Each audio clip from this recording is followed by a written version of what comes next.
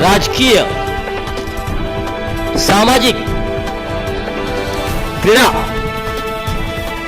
सांस्कृतिक, शैक्षणिक, गुन्हेगारी